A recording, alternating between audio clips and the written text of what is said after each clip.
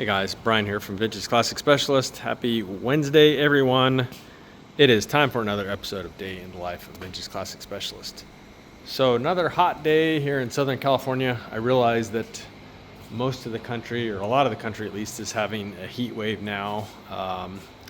No exception here. And it was, as you can kind of see that, it was pretty much 98 in the shop today. It might have even gone a little higher than that, but yeah, pretty freaking hot, guys. Almost 100 in here, and humid for Southern California. I realize for people in the South, Florida, Rick, etc., probably way more humid there and maybe hotter too. But for here, that's pretty bad. Anyway, but we survive. Drinking lots of water, lots of ice water, and that's all you can do. Keep some fans blowing. There's one of them right there, old school, of course. Anyway, so why don't we talk about what work actually happened today instead of me whining about how hot it was. So today was one of those days where Rafa and I spent a lot of time kind of like planning and strategizing and talking about a potential project that's coming in.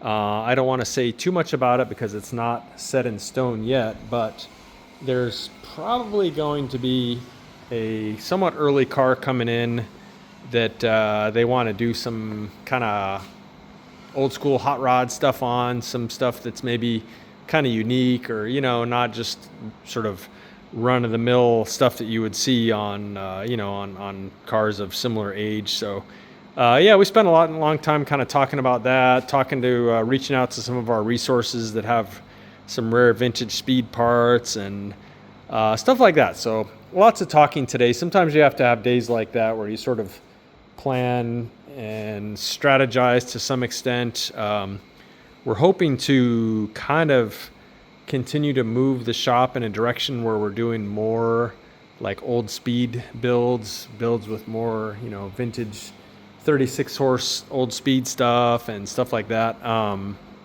especially if we're able to find rare systems like we put on the Barndoor. If you're not sure what I'm talking about, you can look through some older episodes or look us up on Instagram and see that motor that we built for that with a bunch of cool rare stuff on it. Anyway, so yeah, lots of talking today about stuff like that.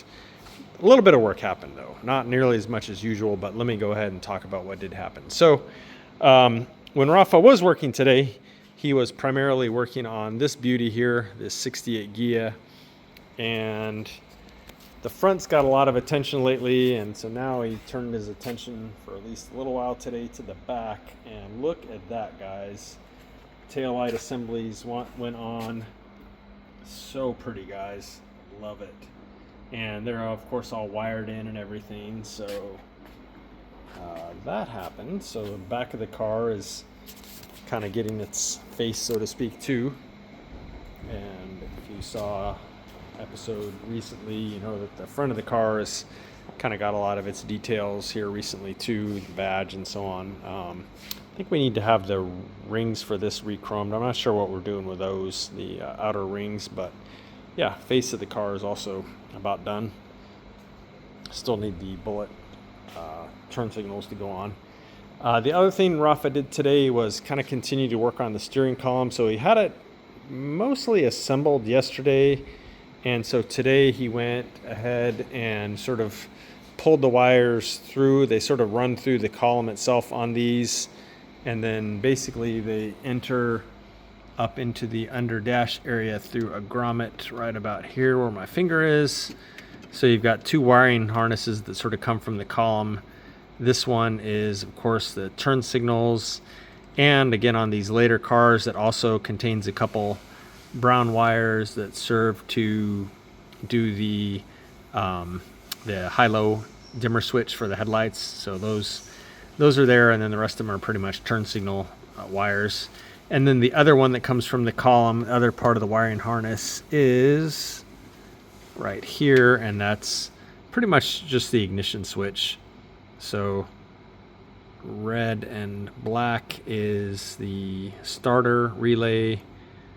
Solid red is 12 volt power, like from the fuse box, or more typically from from 12 volt power from the headlight switch. That's how VWs are wired. And then the black one here goes to the fuse box to supply key on power. So yeah, just 3 wires to the ignition switch on these. Anyway, so yeah, I pulled those through, and that was about it today for him. So yeah, like I said, lots and lots of talking today, and figuring out some estimates for, again, some potential projects that may be coming in, stuff like that. So probably a good thing to do some of that stuff today because it was so hot. I don't know that we were probably not exactly working at peak efficiency today. So we did spend quite a bit of time sitting down talking. And of course, our customers don't get charged for that, so we just essentially like lose money. But anyway, yeah. So that's kind of what happened today with Rafa. So let me talk about this one. So today, finally went ahead and took this one on the freeway. And I made a little loop. If you're familiar with this area, I got on the 57 North over off Catella, took that to the 91, took 91 east to the 55, and then a couple exits on 55 to Chapman, and then came through Old Town Orange and back to the shop here. It was about, I think, like a 14-mile trip, and probably off the top of my head, maybe 8 or so of that was on the freeway. So that was kind of the primary point of the drive today, was to get this thing up on the freeway. It did great, guys. This thing just hums along. Again, we did, in addition to the 1699cc motor, we re-geared the transmission to be a freeway flyer, and we changed the ring and pinion from a 437, I think it was stock, to a 412, I believe. So yeah, pretty much changed all the gears, and especially fourth, to make it a freeway flyer. So yeah, this thing just cruises very easily now, 65, 70 miles an hour, no problem. Doesn't feel like you're having to over rev or strain the motor or anything. Really, actually a nice car to drive on the freeway. And I'm not a very big fan of driving Volkswagens on the freeway. I don't know, guys. It's not my thing. I like cruising them around on surface streets more. But that having been said, yeah, this car has actually felt really good on the freeway. Super stable. It's got plenty of pep with the little 1699cc motor. And so, yeah, that was kind of the final check I wanted to do on this one before it goes back to its owner. So I think we were talking about him picking it up later this week. So take a good look, guys, because maybe by the time I do the episode tomorrow or so, this one will be gone. We haven't arranged an exact time yet, but yeah, the day that this car leaves is coming soon. So I did that. The other car that I took for a good test drive today, and it's not in the shop at the moment, is the 54 Barndoor hot rod. And I did a little bit of tweaking on the motor yesterday. I kind of resynchronized the carburetors. They were barely off, but resynced those, and I leaned them out a tiny bit, and I bumped the timing a couple degrees. And so I did enough where I felt like I needed to take the car, again, I'm talking about the 54 Barndoor, where I needed to take it for a test drive. And so, yeah, I took it for a test drive around Orange, like kind of my usual surface street 8-mile loop I make around Orange. Car did great. Actually, I think it's running better than ever. I think it liked the little changes that I made.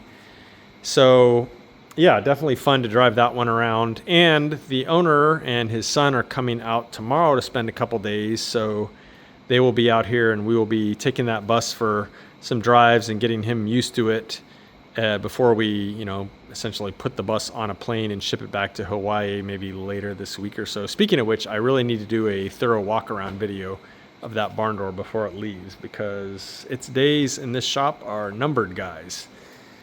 So yeah, did that on the barn door today. And the other thing I did is on the Baja Bug, which had been sitting there, but it's outside having upholstery work done right now. I did pull off, if you recall, it had a couple of like KC daylighter headlights sort of there and there above the A-pillars. Went ahead and pulled those off and gave that to Rene, my paint and body magician, as I like to call him. And guys, he welded those holes up, and he found some paint that, believe it or not, was almost a dead match to that blue on the Baja Bug. So when you see that car again, you will not be able to tell that it had those lights on the roof. At the same time, our other magician, or one of our other magicians, I guess we have a few of them around here, is Santiago, our upholstery guy. He is starting in on, actually he started yesterday, some kind of preliminary work on the upholstery for that car, for the Baja Bug. So that's coming together. Hopefully I'll give you an update in the next day or so on how the upholstery is going on the Baja Bug. And yeah, other than that, paint and body still continuing on the 72 Ghia. So a little bit of a short episode, guys, today, because like I said, lots of talking and kind of strategizing and coming up with some estimates and stuff like that for some potential projects that I need to get back to people on. So that's it for today, guys. As always, appreciate you watching, and we will see you again tomorrow. Bye.